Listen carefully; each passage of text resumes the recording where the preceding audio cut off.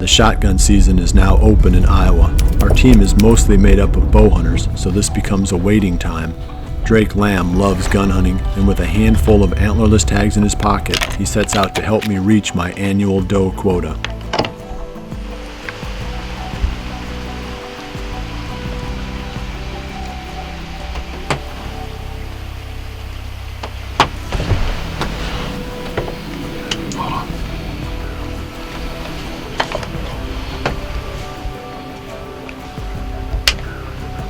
Brett.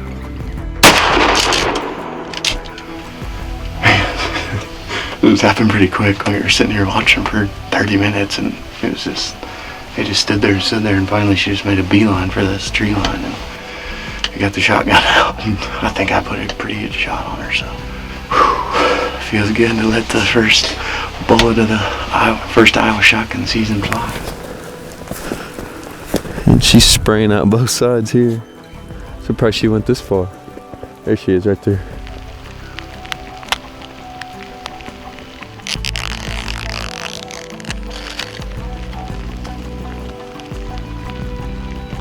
Well, it's December 2nd. We just climbed up in the blind, and we're set up over this field that Bill calls the cabin. We got an old cabin right there.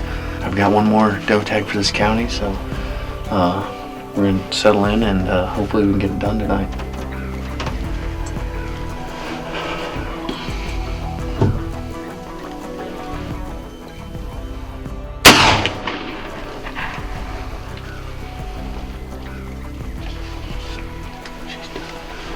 Well, that's an awesome way to end my shotgun season here in Iowa. I'm not going to be able to get out the remaining days, but man, I'm looking forward to late season and getting that buck tag back in my pocket. So for shotgun season, we're out here in Iowa. Out of tags, Drake is now on standby like the rest of us, waiting until the late season begins. Whereas most of us plan to pick up our bows again, Drake will be carrying the muzzleloader with a buck tag in his pocket.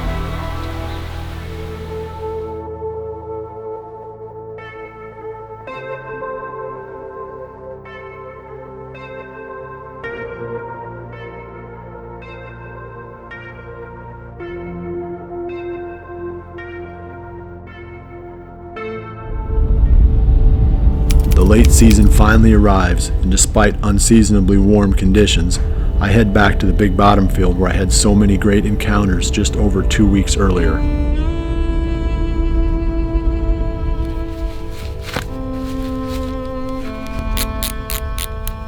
It feels good to be back bow hunting again.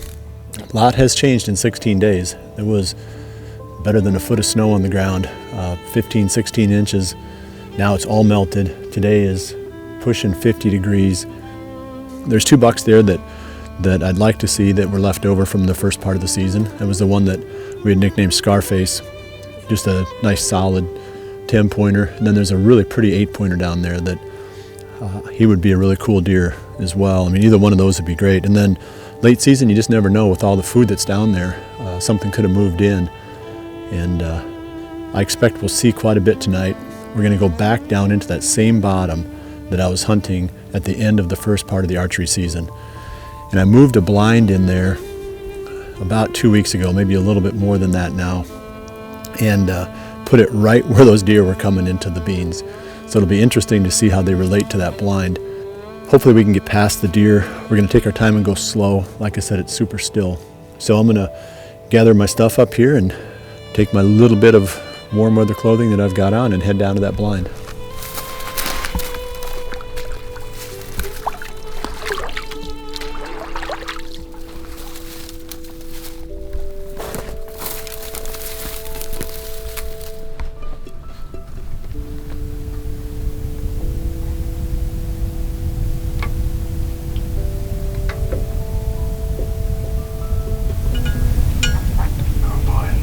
Shot right there. 32 yards, probably 30 yards, broadside.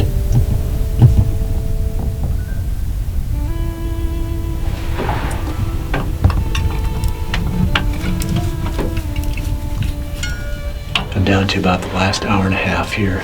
It's been a pretty much non-stop parade of deer coming out into this field.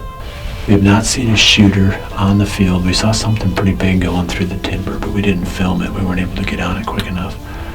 Don't know if that was one of the deer we were after or what that was specifically, but hopefully it'll pop back out onto the field. It's getting to be prime time now. You know, it's just the midday stuff. I'm not saying you can't get a shooter to come out during the middle of the day. You certainly can. But it's always that last hour or so when you normally will see those older age class bucks.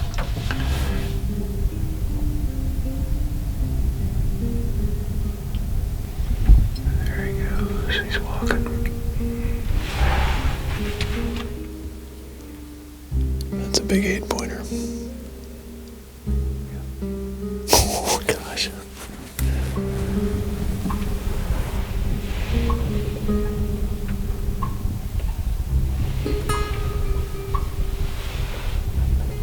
I'm down to the last half hour here. We've had 2 nice bucks come out. One was kind of a wide 9-pointer, short tines. Couldn't tell much about that deer for age. And the other one is that big 8-pointer that we saw when we were in here last time. And he is also still out there. He's about 125 yards away on the other side also. We had some turkeys started putting on the hill right behind us, and I have no idea what it was that they were putting at. You know, it could have been a coyote went through there or a bobcat or something, and that was enough to kind of put these deer on edge, just enough where if they were naturally flowing in our direction, that came to a stop. But that's always the challenge on these kind of feeding areas, especially the big ones like this. As the deer are out there, you got to try to figure out how to get away from your blind or your stand at the end of legal shooting time. So hopefully we can pull it off. We'll keep hunting here as often as the wind makes sense for the rest of the late season, because I really like that 8-pointer. He's a really cool buck. Another buck must be kind of angling over. Yeah, there he is.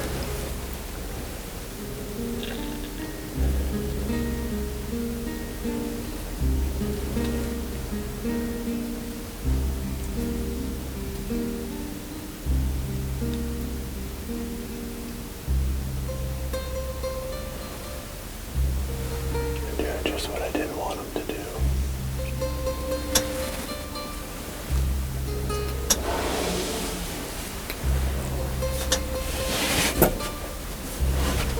The big 8-pointer stays in the field until dark, but remains out of bow range.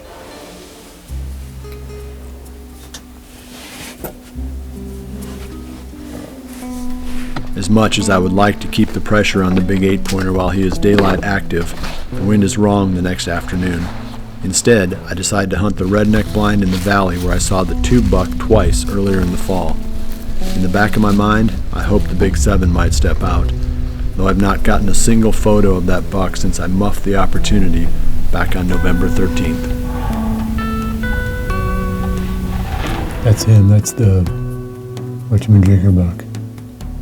Tube. Yeah, that's the tube buck right there.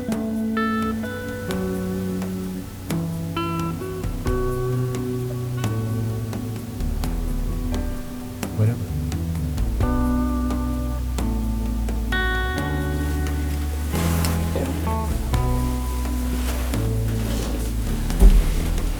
Like I had hoped, the tube buck shows up, but on the other big and beastie plot. Another mature buck sighting, another buck out of bow range. At some point this has to work.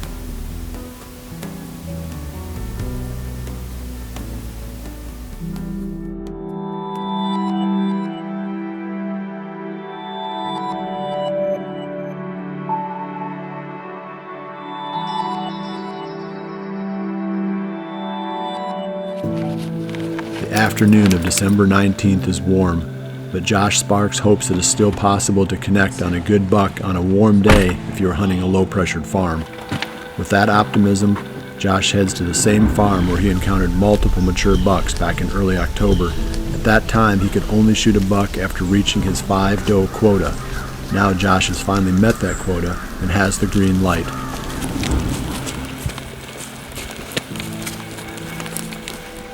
So as we're walking in, something that's kind of cool about tonight's hunt is that my best friend from back home is actually the one with me. So we used to do all our hunting together growing up, and he came down. So regardless of how tonight goes, it's going to be a lot of fun.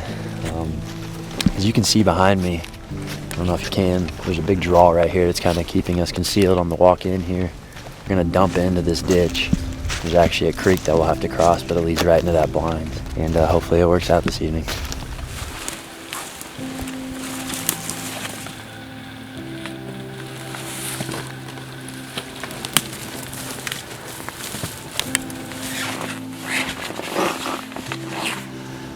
We just got set up in the blind here, and we were able to get in clean, and the spot just looks absolutely awesome. Right in front of us, obviously we've got corn. That's what we're hunting over for a food source, but you can definitely feel that front's going to be coming through overnight, and it's going to be a welcome change because it's been such a warm late season. One of the other things I think is really important about this spot is that it's just been very low pressured. Lee killed his buck earlier in the year, and there hasn't been too many people on this farm since, so excited to see if we're able to pull it off in this blind. It is, like I said, very tight quarters. We've got the tripod on right now, but I just don't think that we're going to be able to use it if it comes down to shooting a deer because it's going to be tight. So it'll be a good evening. Like I said, I'm in the blind with one of my best friends, and just excited to see how the night unfolds.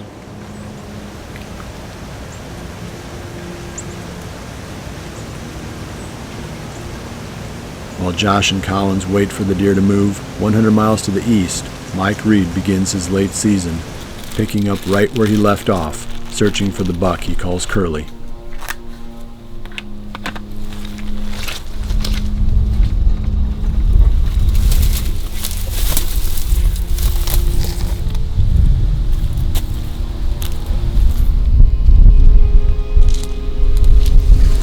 It's Wednesday, December 19th. And I got the day off of work and came down to the farm to make my first hunt of the second split of archery season and late muzzleloader season. Cooper and I have been set up since a little before 2 o'clock. It's about 2:30 now. And surprisingly, the deer are moving. We've already had 2 does come out in the beans, a little buck while we were setting up, and then we see a few does walking around the bedding area. It's 53 degrees with a 10-15 mile an hour south-southwest wind, and we've hunted this spot a lot. We're in here after Curly, but I've got a 16-acre standing bean field here, and we're just surrounded by bedding area. So I've got both weapons, my bow and my muzzleloader. I've got 2 tags. I've still got my archery statewide tag and my statewide late muzzleloader tag. So lots of 5.5-year-old bucks in the area. My main target's Curly, and looking forward to the evening sit.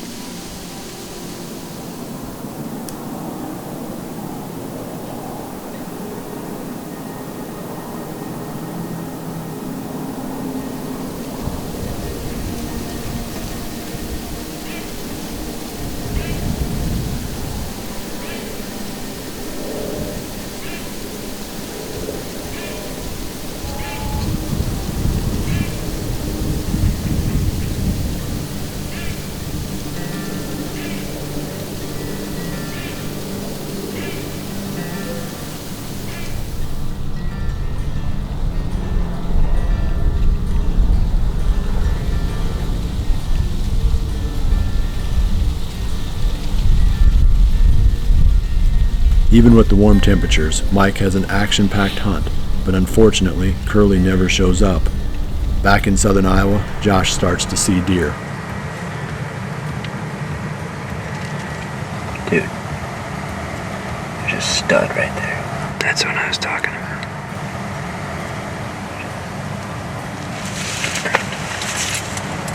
Couldn't tell if he was an 8 or 9. He's on that doe right now. That doe's coming to the plots here.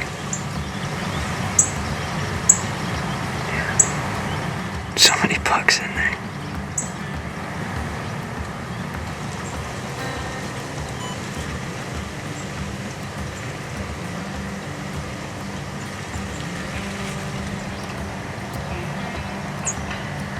they're fighting up there. God, they're gonna come right through the pipe too, dude. There's 3 more bucks up on top coming down. Just give them a vote, guys. We got plenty of time. Oh yeah, I don't even know if it's 4 o'clock yet. We got that big 8-pointer out in the field right now. He's probably about 80 yards away. He keeps looking over here like he wants to work this way, so obviously all we can do is wait and hope. But he's an awesome buck, and I really hope he makes his way over here. They're all looking down to the right now.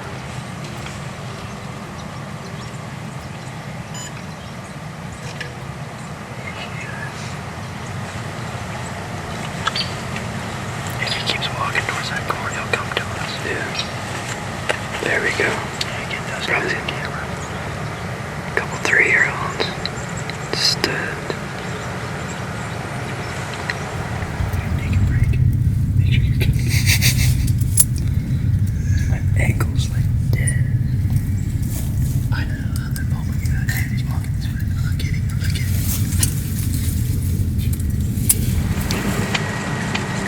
Just look. Is he coming? He's feeding right now. Now he's coming.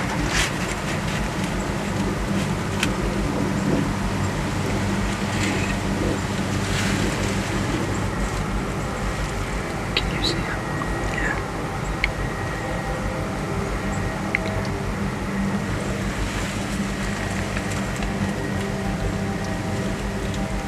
Is he getting close? Look up there. He's coming right now.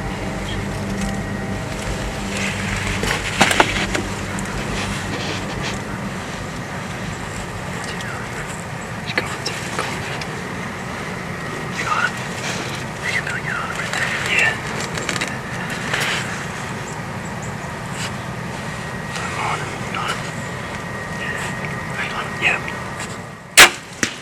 Smoked him, dude. Smoked him. That is he did, dude.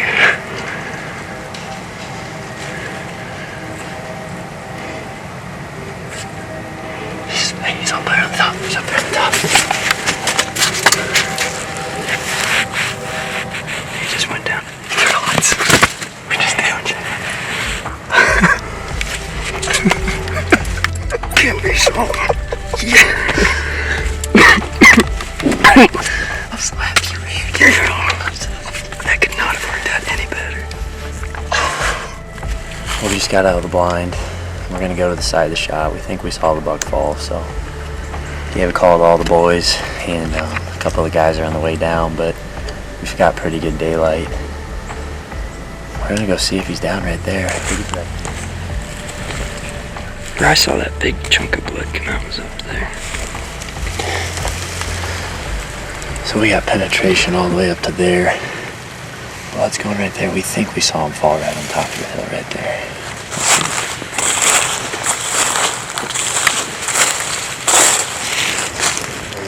He's right there. That's so much, buddy. Dude, nice job. It's our first time hunting together this year, dude. I miss you so much. Bruiser. This is a special hunt, man. Congrats, buddy. It's all that character on the bases.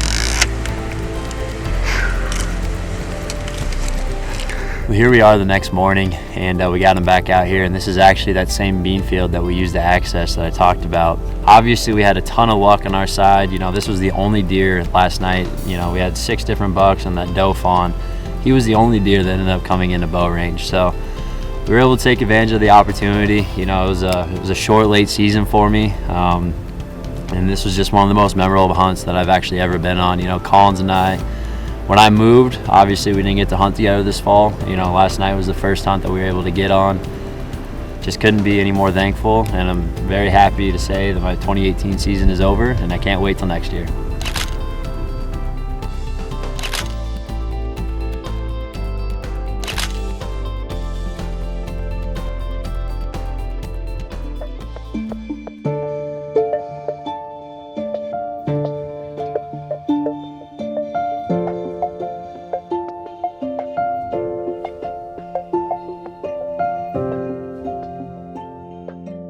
The next day, the cold front Josh talked about sweeps through Iowa, bringing a 30-degree drop in temperature. This is the event Drake Lamb has been waiting for ever since seeing it on the extended forecast 3 days earlier.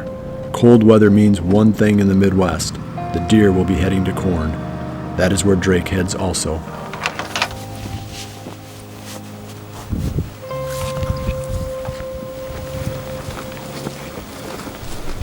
We just got set up. It's a little after 2:30 and feels good. It's cold, strong wind out of the north, so it's right in our face. So hopefully these deer move out to this cut corn here soon, and maybe we can put one of these mature bucks on the ground.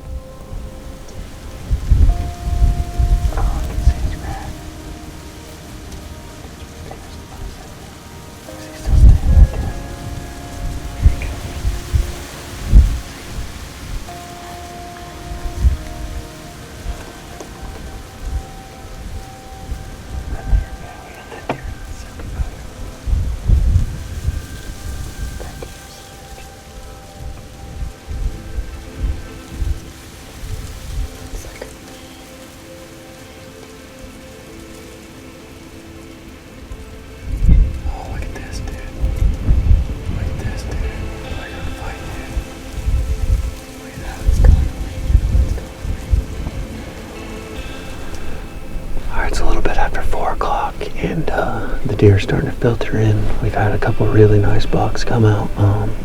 Just not ones that are on the hit list, but we've got about an hour left. It's looking good, so we're gonna sit tight and hopefully one of these hit listers makes their way out here.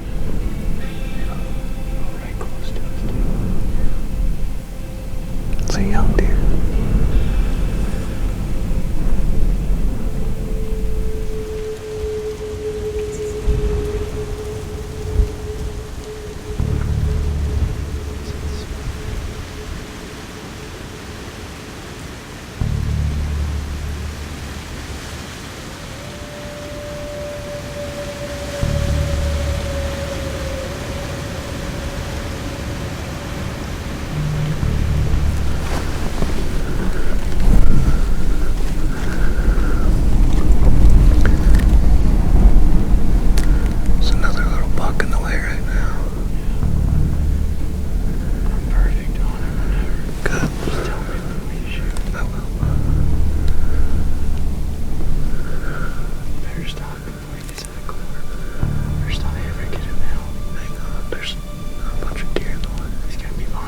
You ready? You ready? Let him pick his head up. I'm perfect on. Just let him pick his head up. You ready? If you're comfortable, take him now.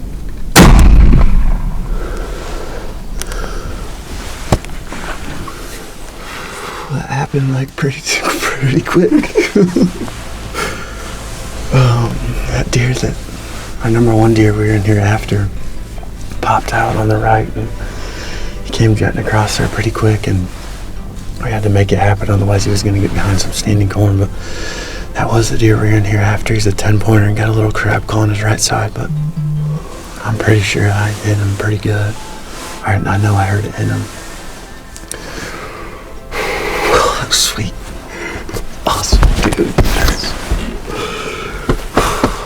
All right, well, Mitch and I just got back to the cabin, and unfortunately I hit that buck a little bit back. I don't know what happened, if I just pulled it or what, but we're just gonna play it safe and go after him in the morning, try to find him. So we'll be back in the morning, and hopefully we'll have some antlers in our hands.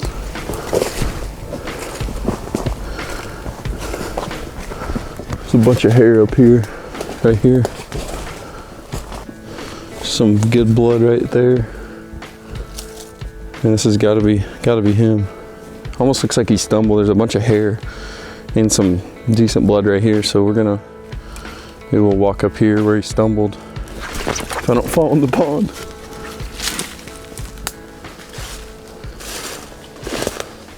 Dude, right there in the pond. Right there in the pond, Dill. Right there, dude.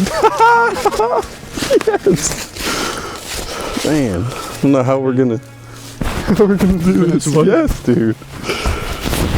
That's awesome. All right, well, we pulled him up out of the pond, and man, he's a brute of a deer. He's a 6-year-old deer, and I'm pretty pumped. He only ran 150 yards, but Like I said, you know, I hate that I put a bad shot on him, but you know, I think it paid off to wait overnight. He was in the pond, the coyotes didn't get him, the meat's still good. So just an awesome buck, and just an awesome way to close out the year for me.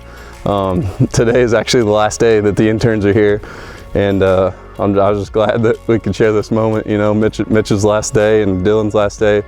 Man, I'm stoked. I couldn't be happier to end my season like this, so can't wait for next season.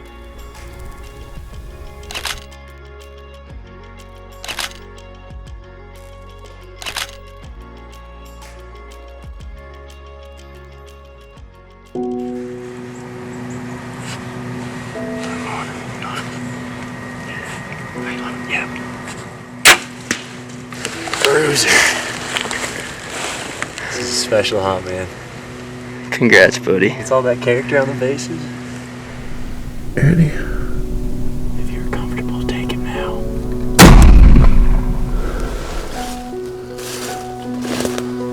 Dude, right there in the pond. Right there in the pond, Dill. Right there, dude. Yes. Yes, dude. While Drake's hunt supports conventional wisdom that you need both food and cold weather to be successful during the late season, Josh showed us that food in an unpressured farm is also a winning combination. I'm still hunting, Mike Reed is still hunting, and so is Jared Mills. We each have late season patterns that make sense, but seeing bucks and killing bucks seem to be on opposite ends of the reality spectrum when hunting with a bow during the late season. Gone are the simple setups that saw bucks cruising through tight funnels and freshening scrapes in small openings. That behavior made it so much simpler to create close encounters back when we were chasing November.